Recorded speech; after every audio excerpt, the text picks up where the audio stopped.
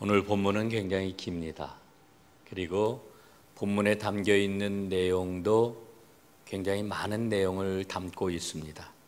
그 중에서 저는 오늘 교회가 무엇인가라고 하는데 초점을 맞추고 여러분과 은혜를 나누려고 합니다.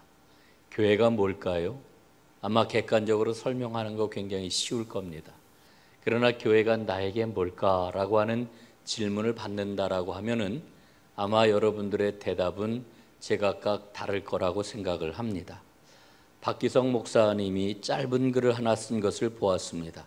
교회는 어머니입니다라고 하는 글을 썼는데 그 글에 보면은 카르타고의 감독이었고 순교자였던 키프리아누스에 대한 이야기를 소개를 하고 있습니다. 그분은 이런 이야기를 합니다. 교회를 어머니로 모시지 않는 사람은 하나님을 아버지로 모실 수 없다. 여러분, 굉장히 귀한 말이지요. 당시에 기독교는 박해를 받고 있었습니다. 그러다가 보니까 핍박을 받는 중에 많은 성도들이 믿음을 버리고 변절자가 되었습니다. 그런데 이들이 중간에 다시 회개를 하고 이제 회개하고 교회에 왔을 때 교회는 이들을 어떻게 처리해야 될까? 논쟁이 굉장히 크게 일어났습니다. 이때 키프리아누스는 이야기하기를 아무리 변절을 한 사람이라 할지라도 회개를 하면은 교회는 그 사람을 받아주어야 한다, 이렇게 주장을 했던 것이지요. 여러분 생각은 어떠십니까?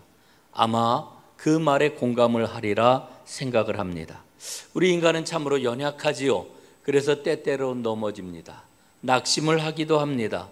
때로는 변질되기도 하고 때로는 부끄러운 일을 행하기도 합니다.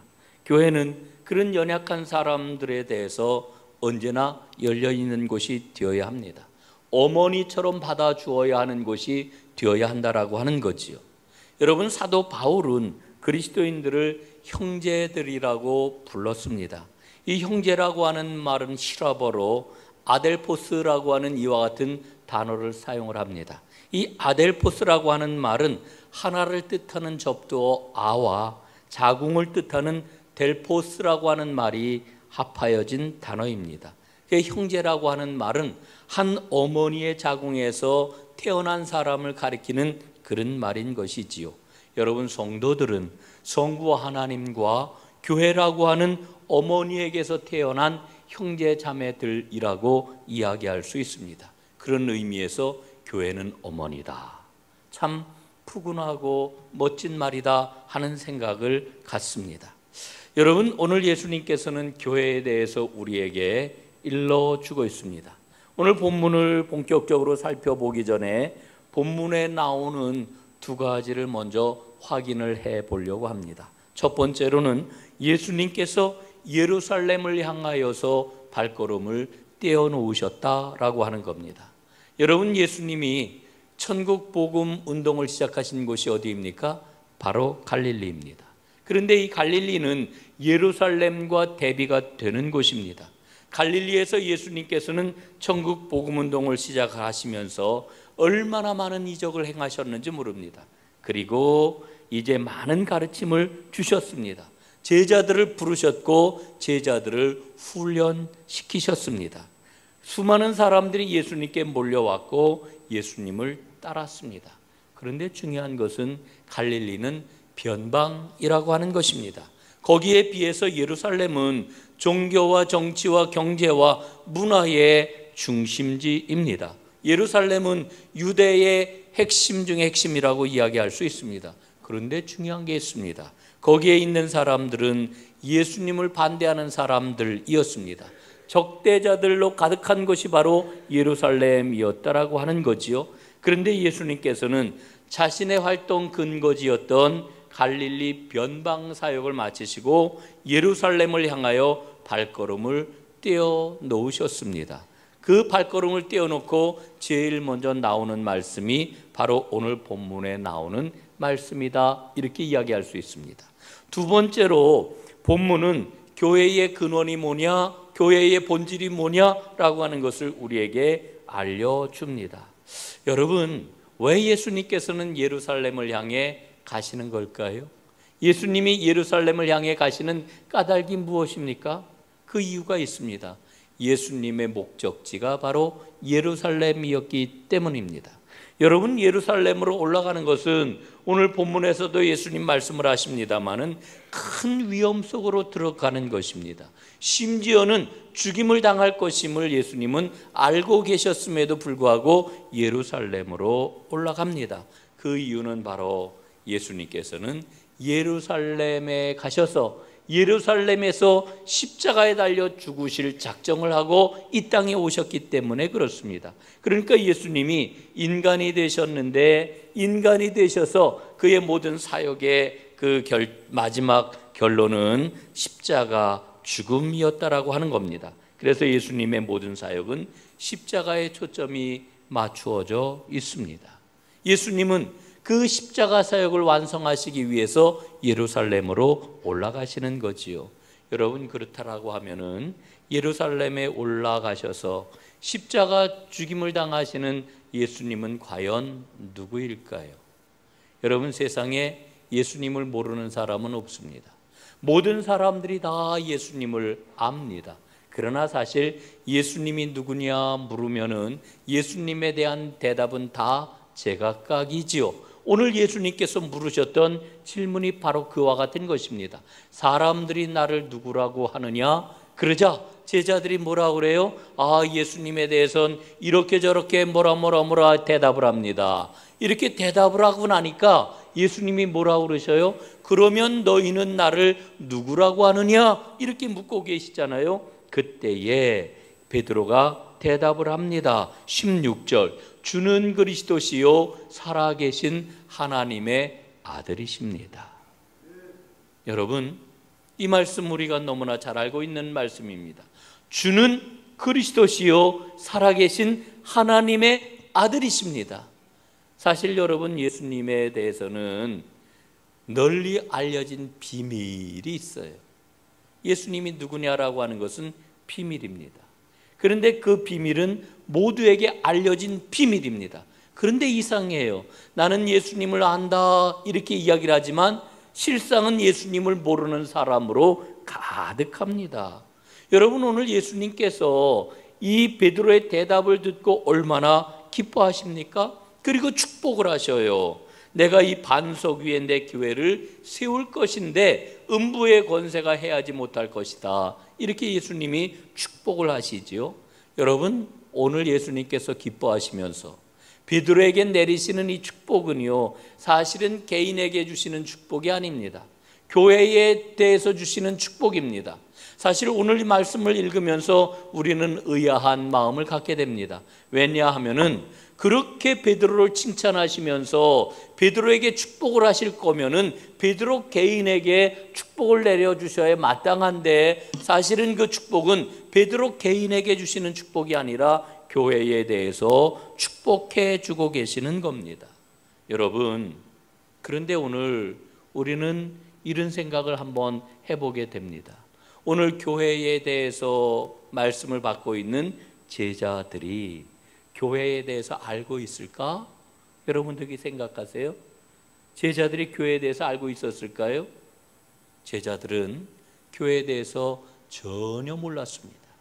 교회가 무엇인지, 교회를 왜 세우는지 전혀 교회에 대해서 알고 있지 못하다라고 하는 것입니다. 그런데 예수님은 지금 교회를 축복하고 계셔요. 18절 말씀에 보니까 너는 베드로라, 내가 이 반석 위에 내 교회를 세우리니 음부의 권세가 이기지 못하리라, 이렇게 말씀을 주고 있는 것입니다. 여러분, 제자들은 지금 교회가 뭔지 몰라요. 아직 교회가 뭔지를 몰라요. 그런데 오늘 제자들이 이 교회에 대해서 알지 못한다라고 하는 것을 전제하고서 이 말씀을 우리가 읽어 내려가면서 깨닫는 그런 그 은혜가 있습니다. 그 깨닫는 은혜가 뭘까요? 교회는 온전한 신앙 고백 위에 세워진다라고 하는 것이지요. 여러분, 오늘 베드로의 고백대로 예수님은 누구십니까? 하나님의 아들이시고 그리스도이십니다. 하나님의 아들이시면서 그리스도이십니다. 여러분이 그리스도라고 하는 말, 앞에서도 여러분들에게 말씀을 드렸습니다마는, 여러분 세상 사람들은 예수님에 대해서는, 자연인 예수님에 대해서는, 역사 속의 인물에 대해서는 잘 알고 있다고 이야기할지 모르지만, 그러나 예수가 그리스도라고 하는 것은 그들에게는 비밀인 것입니다. 믿음을 가진 사람만이 그리스도가 무엇인지를 알 수가 있는 거지요. 자, 여러분, 이 그리스도라고 하는 말에 대해서 이 자리에 계신 분들은 잘 알고 계시리라 생각을 하지만, 그럼에도 한번 좀 다시 한번 정리해 보겠습니다. 그리스도라고 하는 말이 무슨 말입니까? 그리스도는 구원자, 기름 부음을 받은 자라고 하는 의미를 가지고 있습니다. 기름 부음을 받은 자, 구원자라고 하는 이 관점을 가지고 베드로의 그러한 그 고백을 한번 생각을 해보지요. 이 말씀을 잘 이해하기 위해서는 여러분 구약 시대에 기름 부음을 받았던 세 부류의 사람을 우리가 한번 생각해 볼 필요가 있습니다. 그 세 부류의 사람들은 누구일까요? 첫째는 왕입니다. 왕에게 기름을 부었습니다. 여러분, 예수가 그리스도라고 하는 말은 예수님이 나의 왕, 우리의 왕이라고 하는 이와 같은 고백이 되겠습니다. 예수님은 생명의 주인이십니다.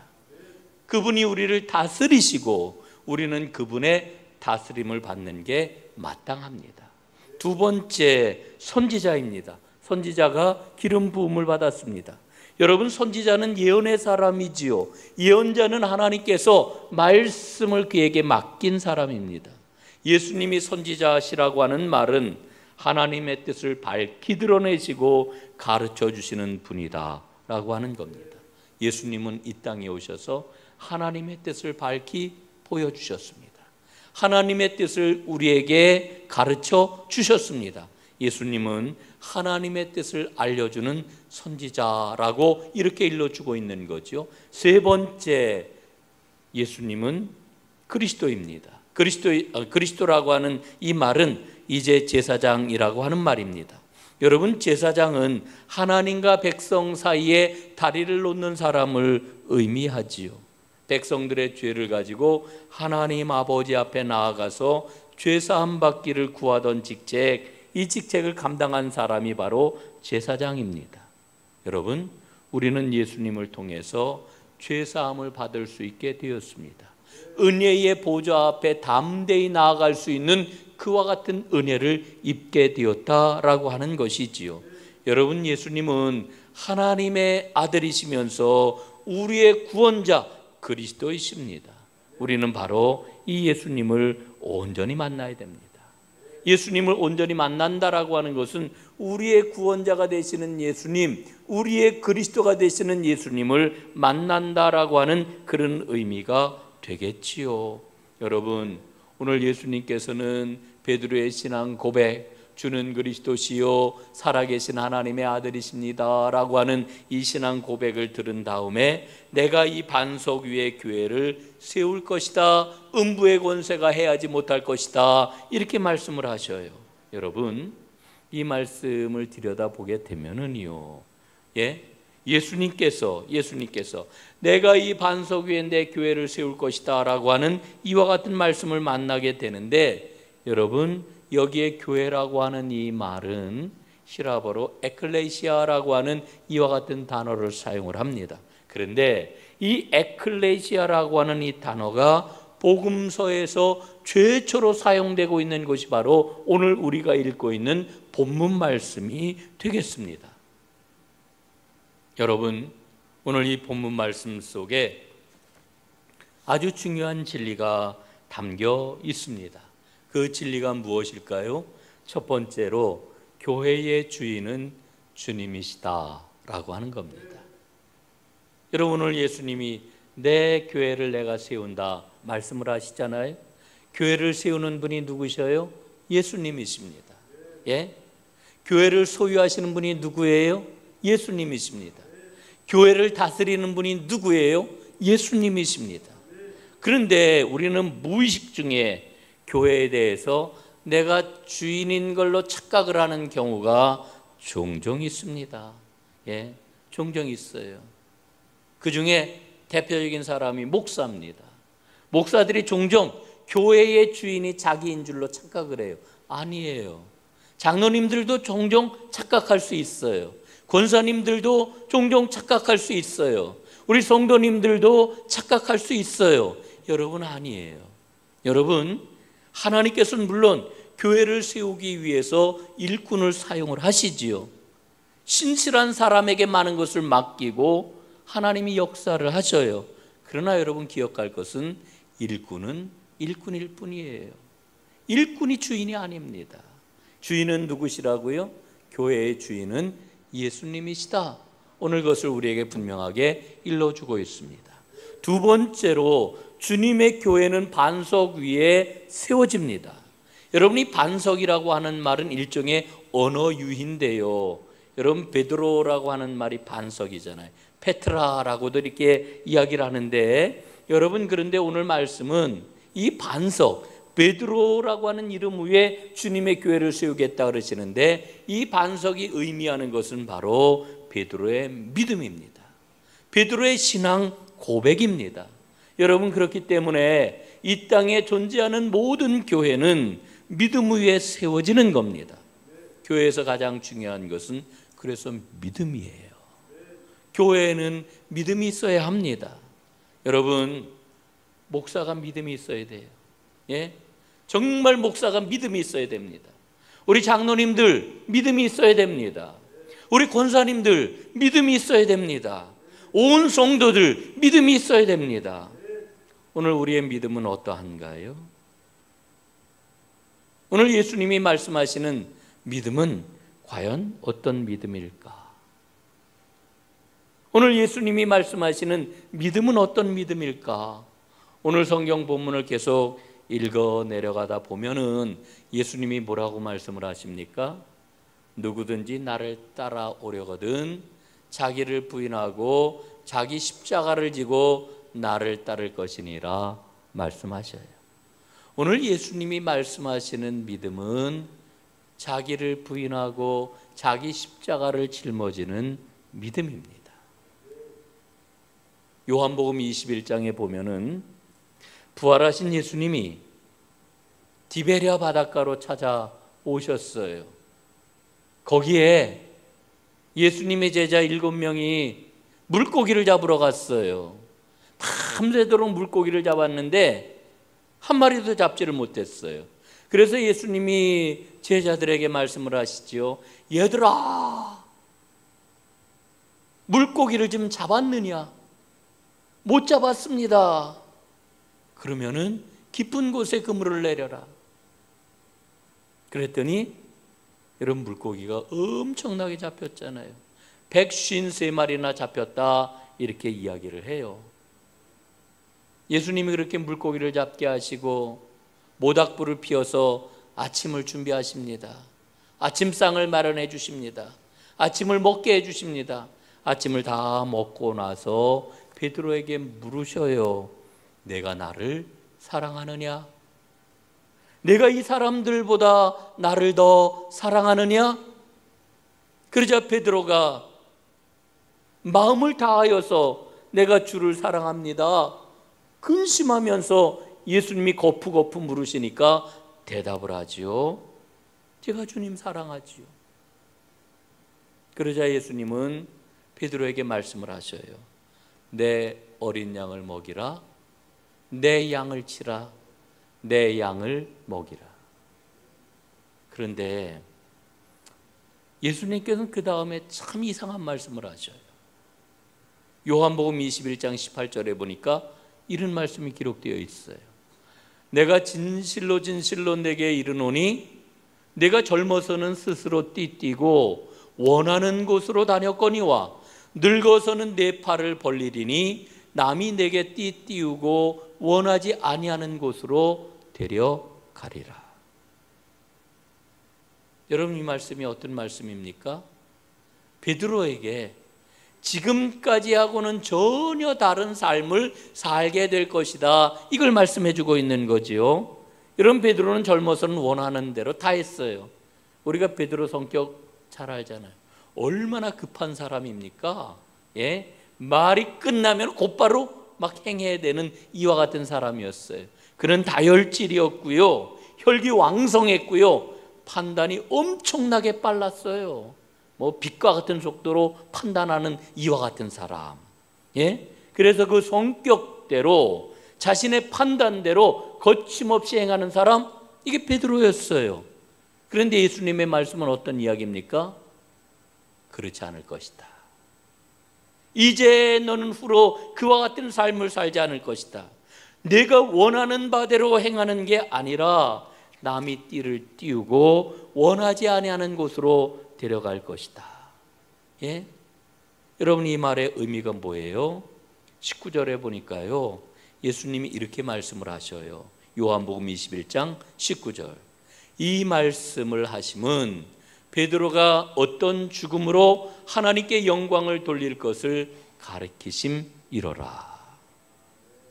여러분, 이제 베드로는 자기의 뜻을 이루기 위해서 살아가는 게 아니라 철저하게 자신을 배제하고 철저하게 자기를 부인하고 자기의 뜻하고는 상관없이 살아가게 될 것이고, 그렇게 죽음을 맞이하게 될 것이라고 예수님 말씀하는 거지요. 여러분, 오늘 본문으로 돌아옵니다. 24절에 보니까요, 예수님이 제자들에게 말씀을 하셔요.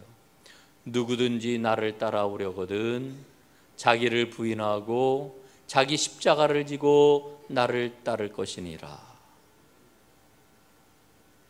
여러분, 오늘 예수님이 찾으시는 믿음은 자기를 부인하는 믿음입니다. 여러분, 저는 새 이름을 가졌어요. 제가 예수님을 인격적으로 만나 예수님 앞에 회개하고 구원받아 하나님의 사람, 하나님의 자녀가 된 다음 저에게 주어진 이름이 있어요. 제 이름 다 아시죠? 제 이름은 이광섭이에요. 제가 사람들을 만나면은 명함을 주거나 아니면 인사를 하죠. 아, 저는 이광섭입니다. 저는 목사입니다. 이렇게 인사를 해요.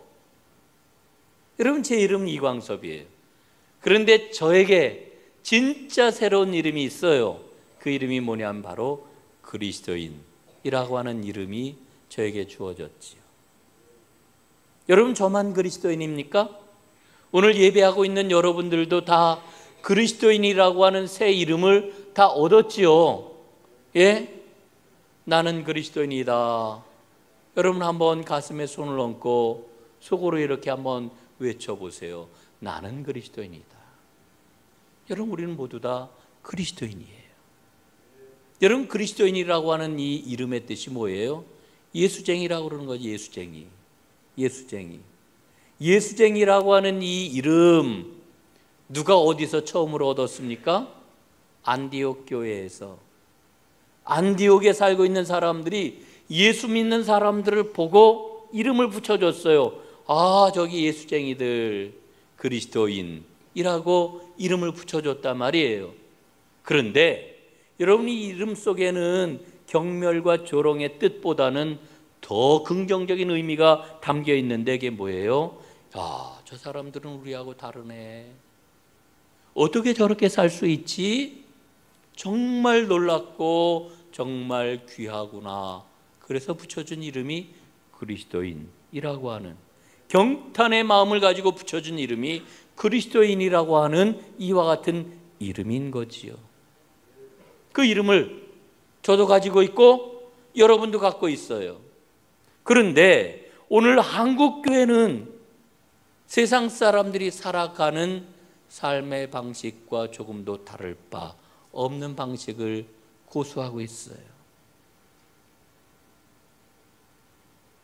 여러분, 여성분들 명품 얻은 막 득템했다고 그러더라고요. 굉장히 좋아하더라고요. 여러분, 우리가 왜 명품을 이렇게 소중하게 생각을 해요? 여러분, 좀 더 큰 집, 좀 더 좋은 단지, 좋은 지역에 그 큰 집에 사는 거 왜 이렇게 좋아해요? 왜 자동차, 그렇게 고급 자동차 타는 걸 좋아해요? 그걸 하면은 돋보이니까 내가 그래도 잘 살고 있구나. 내 삶은 괜찮은 삶이구나. 돋보이니까. 그런데 여러분, 기독교 2000년의 역사는요, 제대로 된 그리스도인으로 살아가는 그 삶을 세상 사람들이 돋보이게 보았던 삶이에요. 우리가 제대로 그리스도인으로 살아가기만 하면 세상 사람들이 주목하고, 우리는 내가 스스로 돋보이는 게 아니라 주님께서 우리의 얼굴을 빛나게 해주시고 우리의 이름을 높여주시고 우리의 삶을 돋보이게 해주는 이와 같은 삶을 사는 사람들이라고 하는 거지요. 여러분, 이름을 새로 받고 나서 성경이 일러주는 바는 삶이 바뀐다라고 하는 그 이야기가 성경에 면면이 흐르고 있어요. 구약에 보면은 야곱이라고 하는 이름이 나오죠. 신약에 보면 바울이라고 하는 이름이 나오잖아요. 야곱은 이름이 바뀌었어요. 이 두 사람은 공통점이 많은데 하나님의 은혜를 체험하고 이름이 바뀐 사람들이에요. 야곱은 이름이 뭘로 바뀌었어요? 이스라엘로 바뀌었잖아요. 바울은 이름이 어떻게 바뀌었어요? 사울이었다가 하나님의 은혜를 체험하고 바울로 이름이 바뀌었잖아요.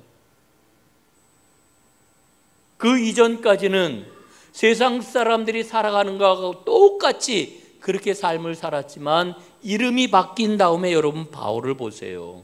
가장 낮은 자로 자기 십자가를 지고 자기를 부인하는 삶을 살았어요. 우린 이름이 바뀐 사람들, 그리스도인이 가장 낮은 자로 자기를 부인하고 자기 십자가를 짊어지고 살아가는 사람들이 되었어요. 태백에 가면은 예수원이 있는데 요즘 예수원 형편을 제가 잘 알지 못해요. 예전에 대천덕 신부님이 계실 때는 한 두어 번 가보기도 하고 대천덕 신부님의 글을 제가 즐겨서 읽기도 하고 그랬는데 요즘은 형편이 어떤지를 잘 모르겠어요. 그런데 이 태백 예수원에서 대천덕 신부님을 통해 가지고 거듭해서 강조했던 게 있어요. 그게 뭐냐면은 신자의 세 가지 실험이라고 하는 겁니다. 세 가지 실험. 어떤 실험이냐? 첫 번째, 하나님과 개인적으로 인격적으로 관계를 맺는 실험을 해야 된다. 되게 어려운 것 같죠? 이게 뭐냐면은 하나님을 체험하는 거예요. 하나님을 아는 거예요. 야다의 경험을 해야 된다라고 하는 거지요. 여러분, 구약 성경에 보면 하나님을 안다라고 할 때 그 단어를 뭐를 쓰냐 하면은 야다라고 하는 단어를 써요. 야다가 무슨 뜻이냐 하면은 동침한다라고 하는 의미예요. 하나님을 아는 건 이와 같은 거예요. 정말 깊고도 큰 비밀이 있는 그와 같은 만남이죠. 두 번째, 기독교 공동체 안에서 신자 상호 간의 관계를 맺는 실험을 해야 된다. 예? 여러분, 이 이야기는요, 우리 기독교 신앙은 홀로 신앙이 아니에요. 홀로 신앙이 아니에요. 언제나 철저하게 공동체 신앙이에요. 우리가 구원받은 다음 우리는 하나님의 공동체에 편입이 되었죠. 구원받았으니까 됐다, 나는 천국 백성이다. No, 성경은 그런 신앙을 이야기해 주지 않아요. 세 번째, 기독교 공동체와 비기독교적인 사회와의 관계를 맺는 실험을 해야 된다. 예? 여러분, 우리 공동체가 믿음을 가진 교회가 하나님을 믿지 않는 세상과 관계를 맺어야 되는데 이 관계 속에서 끊임없이 생명의 복음을 드러내야 되는 거예요. 여러분, 이 세 가지 영역을 다르게 표현을 하면은요, 첫째는 기도예요. 하나님과의 관계는 기도입니다.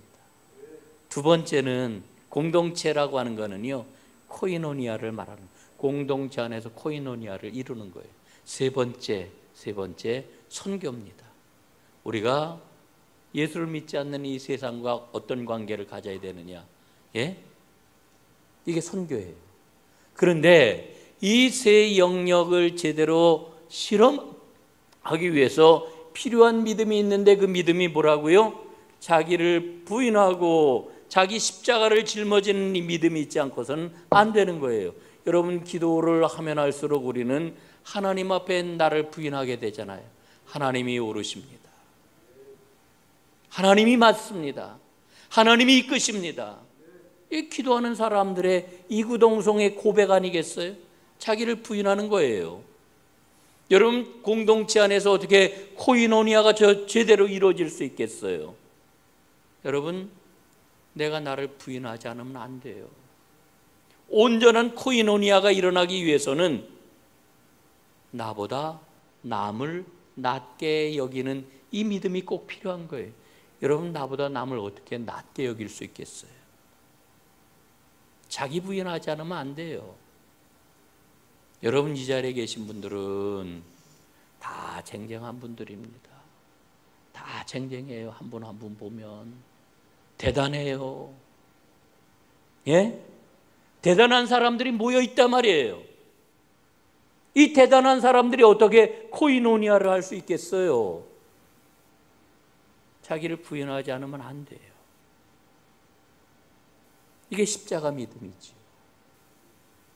여러분, 성경 말씀 나보다 남을 낮게 여기라. 예? 말로 됩니까? 나를 부인해야죠. 나의 잘난 걸 내려놔야죠. 이 은혜가 반드시 있어야 된다는 거. 세상을 섬길 때도 마찬가지예요. 선교하는 거. 한국 기독교가 지금 지탄받고 있는 이유가 일을 안 해서 아니에요. 굉장히 봉사도 많이 하고 섬기는 일도 많이 해요. 그런데 우리가 이만큼 하고 있다 알아? 자랑하기 때문에 사람들에게 반감을 지금 사고 있는 거예요. 나를 부인해야 돼요. 여러분, 우리는 순간순간 우리 삶의 모든 영역에서 자기를 부인하는 진정한 이 믿음의 영성을 가져야 되는 거죠. 말씀을 이제 마무리하겠습니다. 오늘 본문은 너무너무 귀한 본문입니다. 예수님의 십자가 죽음의 결과가 교회라고 하는 것을 알려주기 때문이지요. 이거 절대 놓치지 말아야 돼요. 예수님께서는 오늘 말씀을 통해 가지고 내 교회를 세우겠다 선언을 하셨어요. 그러나 지상의 주님의 교회가 드러나기까지는 엄청나게 많은 시간이 필요했어요. 자기 십자가를 짊어지는, 자기를 부인하는 그 믿음이 역사할 때가 되었을 때에야 비로소 교회는 그 모습을 드러냈어요. 여러분, 교회는 뭘로 세워져요? 믿음으로 세워져요. 어떤 믿음으로 세워져요? 자기를 부인하는, 자기 십자가를 짊어지는 믿음으로 교회는 세워져요. 오늘 주님께서 찾으시는 믿음이에요. 오늘 예배하는 여러분, 우리 은총의 숲 전농교회가 바로 나를 부인하고 나에게 주어진 십자가를 온전히 짊어지는 믿음의 교회, 믿음의 공동체가 될 수 있기를 간절히 바랍니다. 그래서 우리 교회가 든든하게 서서 하나님의 기쁨, 하나님의 영광을 드러내며 세상의 소망이 될 수 있기를 주님의 이름으로 축원합니다. 기도하겠습니다. 아버지 하나님, 고맙습니다. 오늘 말씀을 통하여서 주님의 교회를 세우는 길이 어디에 있는지를 저희가 깨달았습니다. 주님, 저희에게 끊임없이 성령을 허락하여 주셔서 나를 부인하게 하시고 나의 십자가를 기쁨으로 짊어지게 하여 주옵소서.